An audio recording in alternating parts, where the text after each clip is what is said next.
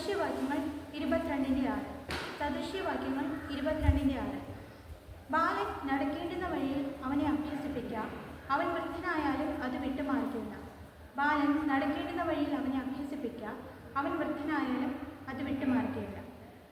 പ്രിയമുള്ളവരെ, ഒരിക്കലൊരു കുട്ടി തൻ്റെ അധ്യാപകനോട് ചോദിച്ചു, സ്കൂൾ വിദ്യാഭ്യാസമല്ലേ നല്ലത്? നമ്മൾ സ്കൂൾ വിദ്യാഭ്യാസം ചെയ്യുമ്പോൾ അതിന് തക്കതായ പ്രതിഫലം കിട്ടുന്നുണ്ട്, അതിന് തക്കതായ ജോലി ലഭിക്കുന്നുണ്ട്. സൺഡേ സ്കൂൾ പഠിച്ചിട്ട് എന്താണ് പ്രയോജനം? അതുവഴി ഞങ്ങൾക്ക് എന്താണ് ലഭ്യമാവുക എന്ന് ഇന്ന് നമ്മുടെ കുട്ടികളിൽ നിന്നും ഈ ചോദ്യങ്ങൾ ഉയർന്നു വരാറുണ്ട്. ഒരു സൺഡേ സ്കൂൾ ടീച്ചറായിക്കൊള്ളട്ടെ, പാരൻസ് ആയിക്കൊള്ളട്ടെ, നമ്മൾ പലരും അഭിമുഖീകരിച്ചിട്ടുള്ള ഒരു ക്വസ്റ്റ്യൻ കൂടെയാണ്. നാമും ചിന്തിച്ചേക്കാം, സ്കൂൾ വിദ്യാഭ്യാസത്തിനല്ലേ പ്രാധാന്യം നൽകേണ്ടത്? നല്ലൊരു ജോബ് ലഭിക്കണമെങ്കിൽ, നല്ലൊരു സാലറി ലഭിക്കണമെങ്കിൽ, നമ്മുടെ മക്കളുടെ ലൈഫ് സന്തോഷവും ആനന്ദകരവുമായിട്ടുള്ള ജീവിതം ലഭ്യമാകണമെങ്കിൽ സ്കൂൾ വിദ്യാഭ്യാസത്തിനല്ലേ പ്രാധാന്യം നൽകേണ്ടത്? മക്കളെ നാം അതിനായിട്ട് പ്രോത്സാഹിപ്പിക്കാറുമുണ്ട്. സ്കൂൾ വിദ്യാഭ്യാസം ചെയ്യേണ്ടത് അത്യാവശ്യം തന്നെയാണ്.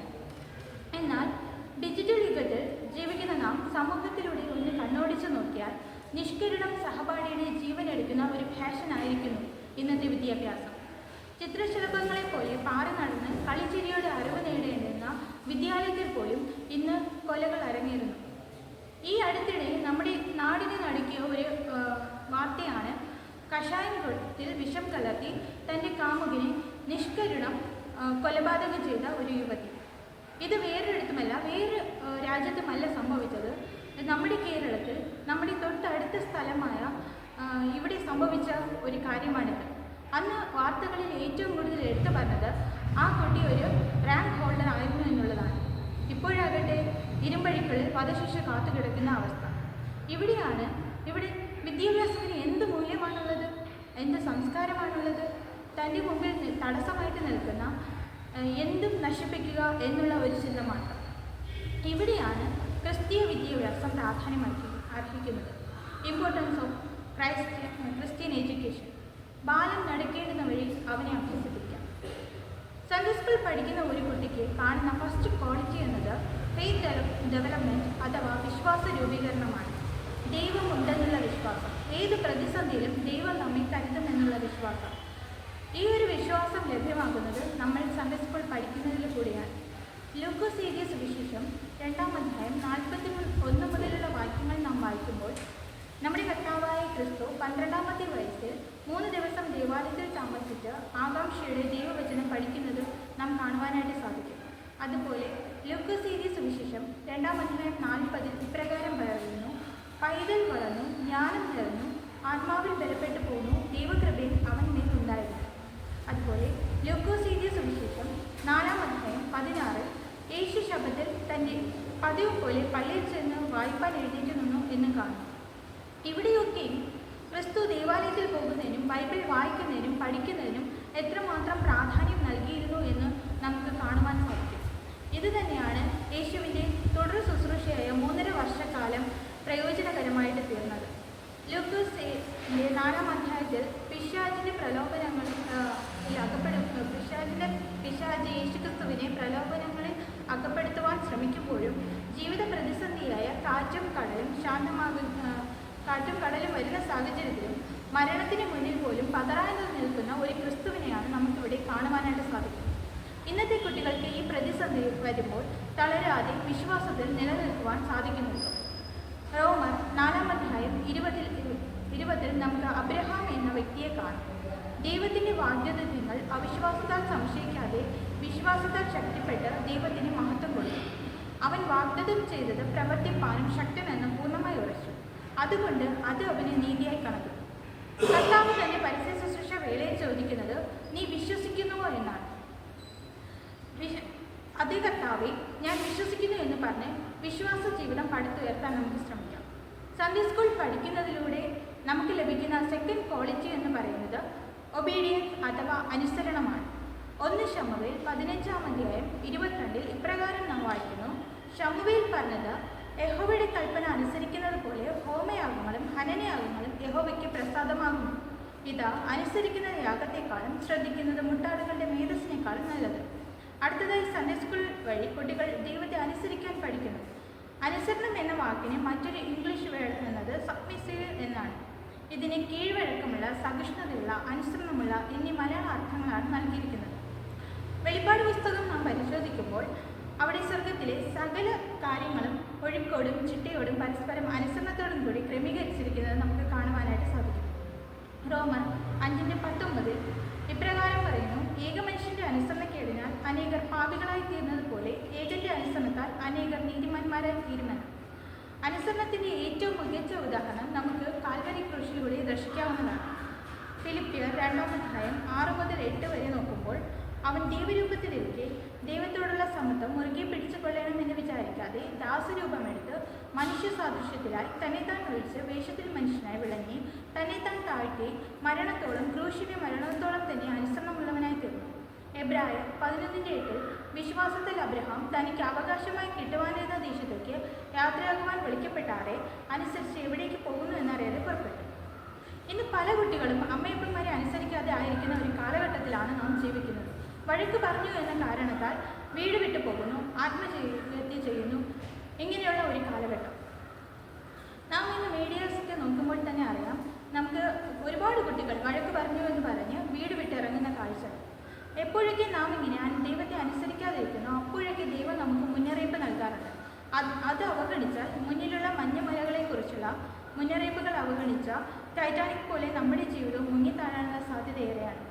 അനുസരണക്കേടിൽ നിന്ന് ഓടിപ്പോയ യോന പ്രവാചകനെ പോലെയോ രാജ്യം നഷ്ടപ്പെട്ട ശൗലിനെ പോലെ ആകാതെ യോസേഫിനെ പോലെ അനുസരണമുള്ളതിനായിരിക്കാൻ നമുക്കും ശ്രമിക്കാം.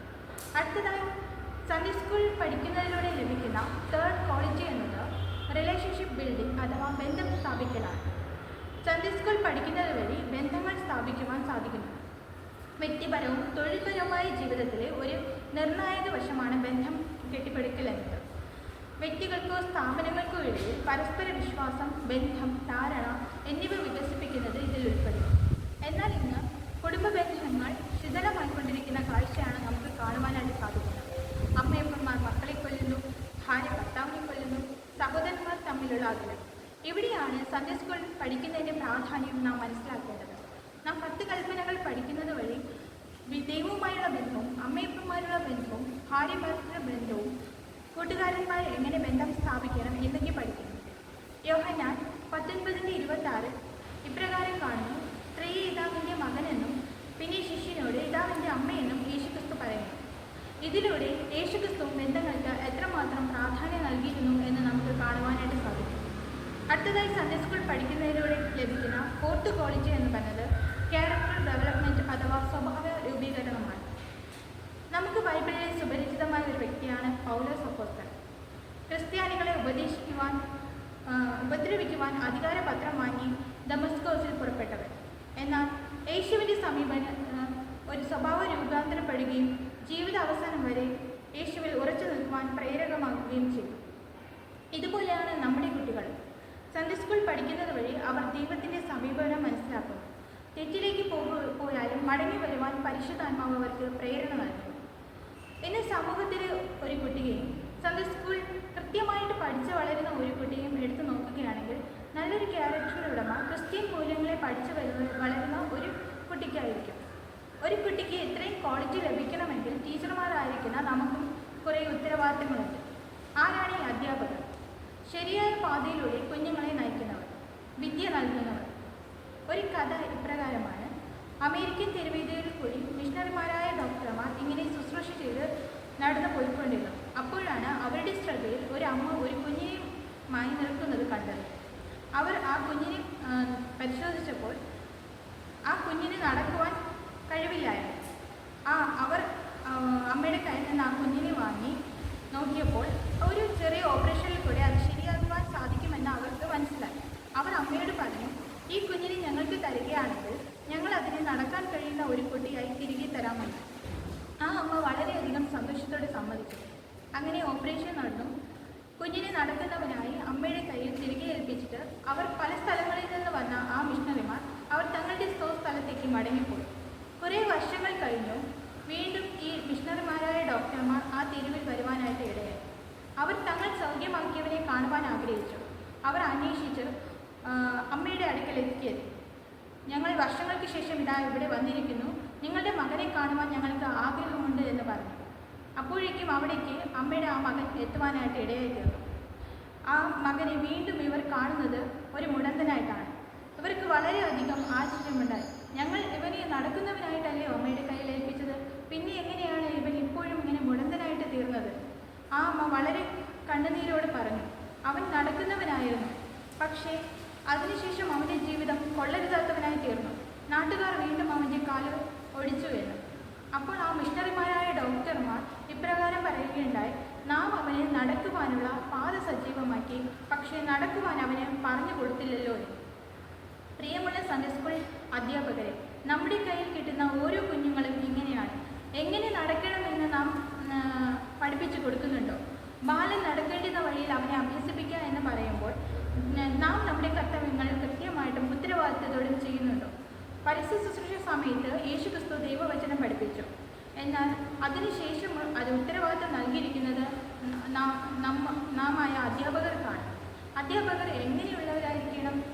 വിശുദ്ധിയുള്ളവരായിരിക്കണം, സ്നേഹത്തോടെ കുട്ടികളെ സമീപിക്കുന്നവരായിരിക്കണം, ക്രിസ്തുവിനെ പിന്തുടരുന്നവരായിരിക്കണം, ക്രിസ്തുവിൻ്റെ സാന്നിധ്യത്തെ മുറുകെ പിടിക്കുവാൻ പഠിപ്പിക്കുന്നവരായിരിക്കണം അധ്യാപകർ. ക്രിസ്തു സാന്നിധ്യത്തിൽ വളരുവാൻ നമ്മുടെ മുമ്പിലിരിക്കുന്ന കുട്ടികളെ പഠിപ്പിക്കണം. കുഞ്ഞുങ്ങളോട് ജീവൻ്റെ ഉറവെ പറഞ്ഞ് സ്നേഹം, സത്യസന്ധത, നീതിബോധത്തെ മനസ്സിലാക്കി കൊടുക്കണം. അടുത്തതായി വളരെ പ്രധാനപ്പെട്ട ഒരു കാര്യമാണ് മാതാപിതാക്കന്മാരുടെ കർത്തവ്യം. ബൈബിളിൽ ഇതുപോലെ മാതാപിതാക്കന്മാരോട് വിളിച്ചു പറയുന്നു. എഫേസ്യർ 6:4, പിതാക്കന്മാരെ നിങ്ങളുടെ മക്കളെ കോപിപ്പിക്കാതെ കർത്താവിൻ്റെ ബാലശിക്ഷയിലും പദ്യോപദേശത്തിലും പോറ്റി വളർത്തുവിന്. പണ്ടൊക്കെ ചെറുപ്പത്തിൽ മൊബൈലൊന്നും ഇല്ലാതിരുന്ന സാഹചര്യത്തിൽ അമ്മമാർ കുട്ടികൾക്ക് ബൈബിളിലെ ഓരോ കഥകളൊക്കെ പറഞ്ഞു കൊടുക്കുമായിരുന്നു. നാമൊക്കെ അതൊക്കെ കേട്ട് വളരുന്നവരാണ്. എന്നാൽ ഇന്ന് പലർക്കും അതൊക്കെ പറഞ്ഞു കൊടുക്കാൻ സമയമില്ല. ആദ്യം ക്രിസ്തീയ വിശ്വാസം എന്നത് ഭവനത്തിൽ നിന്ന് ആരംഭിക്കണം. ഒരു വിത്ത് എന്ന് പറയുമ്പോൾ അതിൽ പൂക്കൾ അല്ലെങ്കിൽ ഫലങ്ങൾ പുറപ്പെടുവിക്കാൻ അനേകം സാധ്യതകളുണ്ട്. ഇതുപോലെയാണ് അതിന്. പക്ഷേ നമ്മൾ ഈ വിത്തിൽ വെള്ളവും വളവും ശരിയായി നൽകിയില്ല എങ്കിൽ ഈ വിത്ത് മുരടിച്ചു പോകാനുള്ള സാധ്യത കൂടുതലാണ്. ഇതുപോലെയാണ് ഓരോ ശിശുവും. അവരിൽ ആത്മീക ഫലങ്ങൾ പുറപ്പെടുവിക്കേണ്ട സാധ്യതകൾ വളരെയാണ്. അവരെ ദൈവസന്നിധിയിൽ കൊണ്ടുവരാതെ ഇരുന്നാൽ അവർക്ക് ആത്മീക ഫലങ്ങൾ പുറപ്പെടുവിക്കാൻ നാം ഒരു തടസ്സമാണ്. ഇന്ന് അവർക്ക് അതിൻ്റെ ആഴം മനസ്സിലായി എന്ന് വരില്ല. പക്ഷേ ഭാവിയിൽ ജീവിതത്തിൽ പ്രശ്നങ്ങൾ വരുമ്പോൾ, പ്രയാസങ്ങൾ വരുമ്പോൾ ഈ വചനങ്ങൾ അവർക്ക് വളരെയധികം ഫലപ്രദമായി തീരും. പ്രിയമുള്ളവരെ, നമുക്ക് വേറെ രാജ്യത്തിൽ പോകുവാൻ ഇംഗ്ലീഷ് ആവശ്യമുള്ളതുപോലെ സ്വർഗീയ പൗരത്വം ലഭിക്കാൻ സൺഡേ സ്കൂൾ നമ്മുടെ കുഞ്ഞുങ്ങൾക്ക് അത്യാവശ്യമാണ്. ജീവിതം പഠിക്കണമെങ്കിൽ, എങ്ങനെ ജീവിക്കണമെന്ന് പഠിക്കണമെങ്കിൽ നമ്മുടെ കുഞ്ഞുങ്ങൾക്ക് ക്രിസ്തീയ വിദ്യാഭ്യാസം വളരെ പ്രധാനമാണ്. നഷ്ടങ്ങൾ നന്മയ്ക്കാണ്, ലഭിച്ചത് അധികമാണെന്ന് പഠിപ്പിക്കുന്ന ഏക സ്ഥലം സൺഡേ സ്കൂളാണ്. ഇന്ന് വിദ്യാഭ്യാസമുണ്ട്, പക്ഷേ പലർക്കും വിവരമില്ല. ഒരു മാതാവ് അല്ലെങ്കിൽ ഒരു പിതാവ് മക്കൾക്ക് സമാധാനപരമായ ജീവിതം നൽകാൻ ആഗ്രഹിക്കുന്നുവെങ്കിൽ അവർക്ക് ഒന്നും കൊടുക്കാനില്ലെങ്കിലും ദൈവവചനം പകർന്നു നൽകുക. അവനത് വൃദ്ധനായാലും വിട്ടുമാറുകയില്ല. അപ്രകാരം നല്ലൊരു ക്രിസ്തീയ ജീവിതം പടുത്തുയർത്താൻ ദൈവത്തിൻ്റെ ആത്മാവിനാൽ നമ്മെ ഇവരെയും സഹായിക്കുമാറാകട്ടെ.